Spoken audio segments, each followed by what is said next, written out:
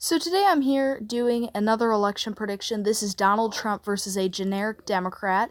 So we're going to go ahead and start with safe states for each candidate.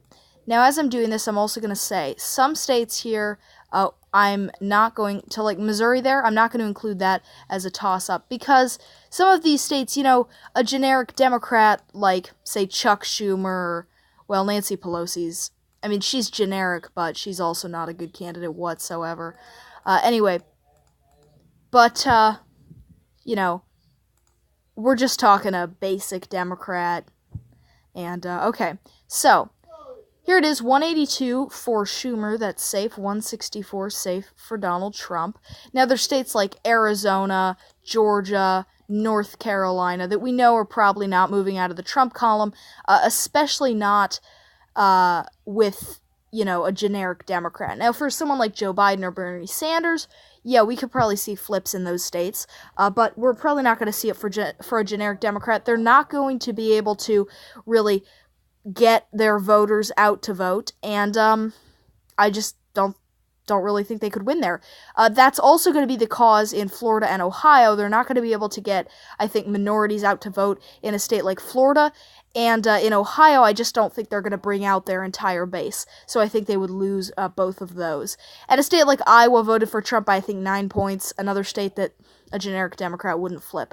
Then we come to a state like New Mexico, where it's probably not going out of the Democratic column, even if it's just a generic Democrat. Same thing in Virginia. These states are both getting more and more Democratic, so those are probably both going to retain with the Democrats.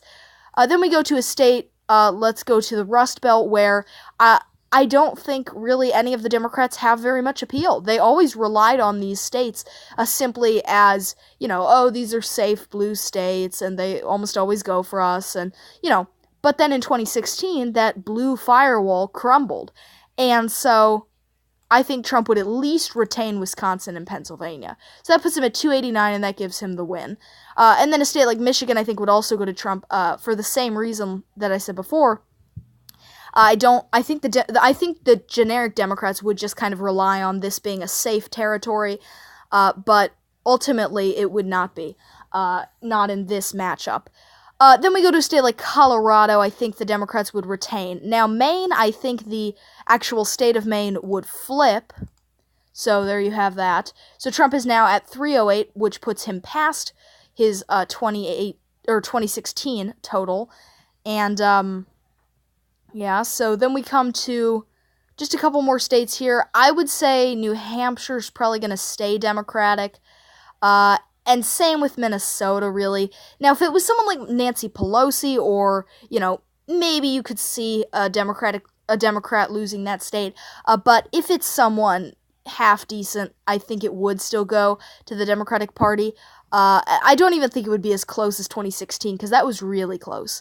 And then we come to a state like Nevada, where Trump has actually pretty good approval ratings for a Clinton state, so I'm actually going to say he would probably win, would be able to probably flip that state. So that puts him ultimately at 314, the generic Democrat at 224.